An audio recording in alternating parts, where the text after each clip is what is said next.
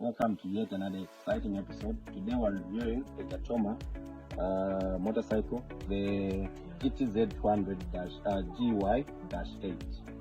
Okay, so these motorcycles are in two models. There's the Dash 8 and then there's the Dash 9. So major difference between those two models is usually the headlamp or the headlights. So the Dash 8 will have halogen lights, and then the Dash 9 is going to have more of LED type of headlamp, but basically the engine is the same. So the specs for this is a 200cc engine, and it puts out about 14 horsepower at 8,500 revs, and it's putting out about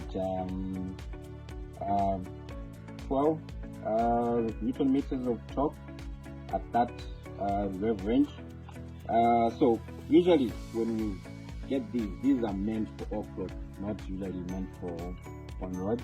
As you can see, the tire behind here, this is meant for, you know, muddy terrain, not really like the tarmac and so on and so forth. So on the tarmac, you're going to feel a little bit of discomfort, not very comfortable on the tarmac when it comes to grip.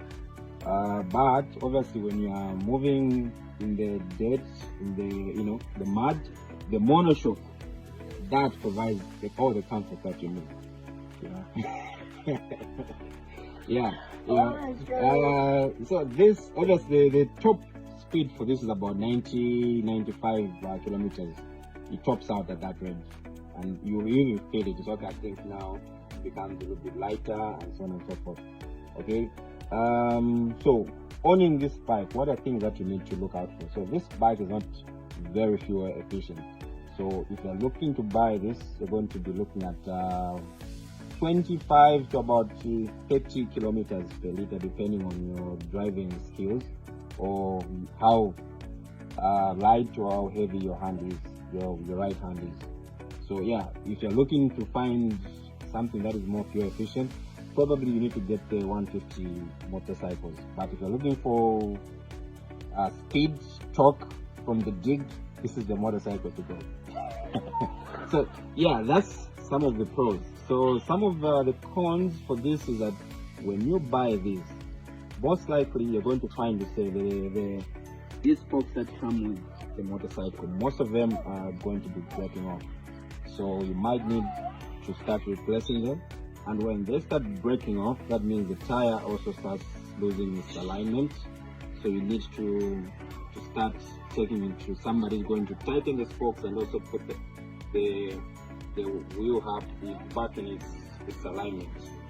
The other thing that probably you need to look out for is that with the sprocket. So the sprocket is different from these other ones. So this one, the rubbers that I use, I don't know how they put them, but after a while, so they start sort of like having play, kind of, which creates a problem on its own.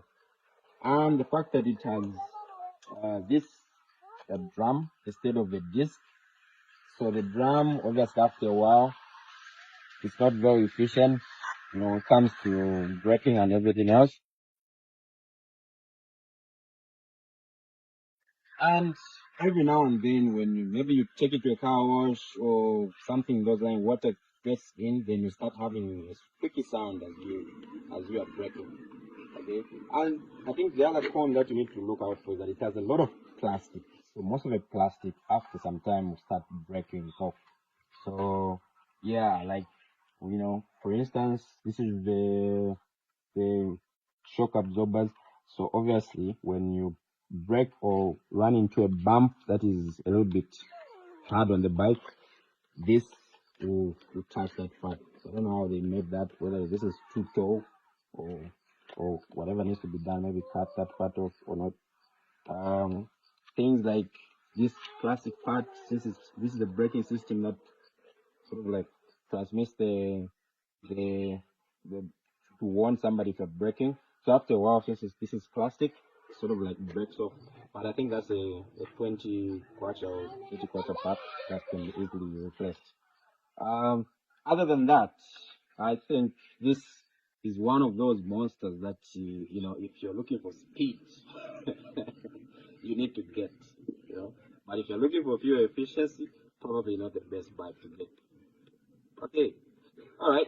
Thank you for watching. We'll see you on the next one.